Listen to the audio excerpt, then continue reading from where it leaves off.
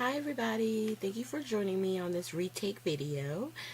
This is the sketch that we're going to be using. It is from Prima, and as soon as I saw it, I was like, I want to make this. The only thing that you will see is when it comes to the long black marks, I had a couple of different ideas, but I wound up going with the stamping. If you're able to freehand it and want to use gesso, or you have embossing paste that you want to, if you wanted to change up the colors at all, you can do that. You don't have to use stamps, but that's just the way that I wound up going. So in typical fashion, I'm just putting score tape and glue on the back of my paper and then attaching it to the chipboard, making sure it's all down. And then we're just going to do a layer of clear gesso.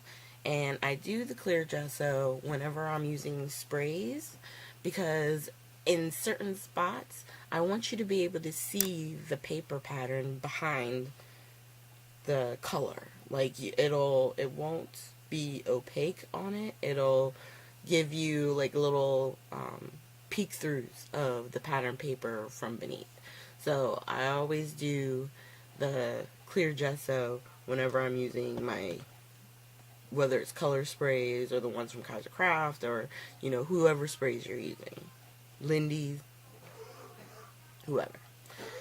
To help it go along, I do take my heat gun, which you'll see throughout. For making the videos, I had to hit them certain steps because you don't want stuff to bleed or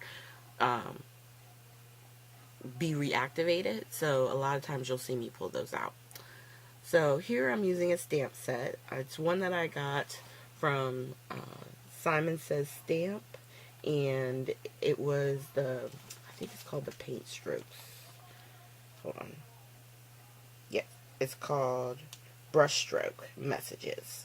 And they have all these different widths and lengths of the brush strokes. So that's what I'm using to put down my black lines. And I'm using the VersaFine Black Onyx ink. And the best part is, even if I don't get them, lined up, or it's supposed to be uneven and look, jagged or, textured. I'm trying to think of the best words. But do what you like, you know what I mean? That's the best part about the sketches. They give you a guideline. You can get as close. You can try to be as exact. Just have fun. If you're having fun, it doesn't matter how it turns out. As long as you like it and, it's what you want. So right here, I was going to start doing the splatter, but I decided to do the embossing first. So I have the crackled embossing paste. And I just grabbed that because it was actually here on my desk from when I did the video on Tuesday, the Technique Tuesday video. And it'll work. Even if it does wind up cracking, I like that. I like when the color gets in between the cracks and stuff. This one, because I used the words stencil, excuse me, it's not going to stand out as much as the paper that I did, but you'll still see the texture.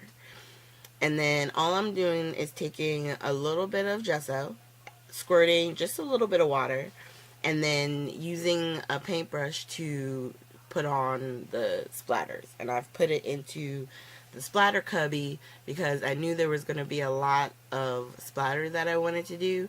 And I'm taking it to another level because I'm adding some color bloom sprays, which I do right here.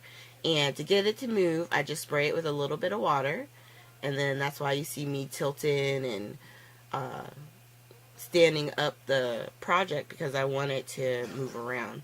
And as I sprayed the color bloom, you could see the embossed parts kind of really stand out. And then once it's dry, it kind of lays back a little. But you can always add more color, if you want it to really, really stand out. But for me, this was good. And then I like to, what you guys usually see, kind of set up what I'm thinking as far as my design, how it's going. And once I get it figured out, I set it to the side because I want to go ahead and emboss the title. And for this title, I'm using the word queen. And since the flowers I'm using they're from Prima, and they have the outline with the rose gold, I decided that for the queen, I was going to heat emboss with the rose gold. And then once I heat embossed it the first time, the one time, I went through with the Versamark again, and then did it one more time so that way it would be nice and smooth. And I'm using rose gold embossing powder. It's ultra fine. And once we're done with that, we're going to go ahead and start gluing everything down. So for my swirls or flourishes that I'm putting down, which I also cut these off of my silhouette, I'm just using the art glitter glue to put the glue down. Anything with one of those precision nozzles, if you wanted to use your multi-matte medium, whatever it is, you just want something like that because it was super thin. And then for my photo, I used foam tape just to give it a little dimension. It doesn't make it super big, but I like using that when, especially you have different textures on your board, so that way you know that your photo will adhere. And once again, did the flowers, and then attaching the word or our title with the art glitter glue. The flowers, I used the 3-in-1 glue. And then when I got here, I was like, you know what? I'm just going to real quick do the same concept, but I'm going to take my Copic white and add some white splatters, which I think helped.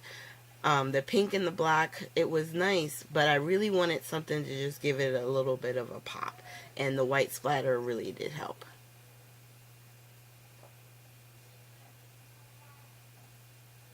And then I removed that.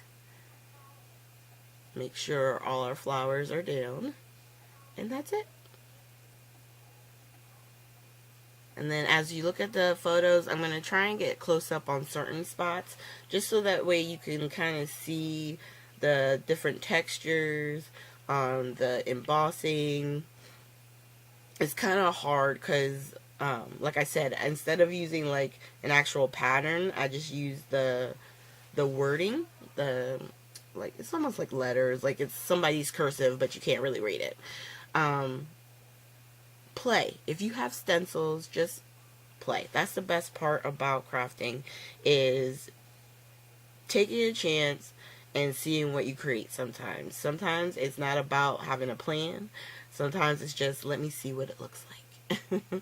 So thank you guys for joining me. Make sure you click here. I'm gonna have previous retake videos for you to look at, and I will see you guys with our next video.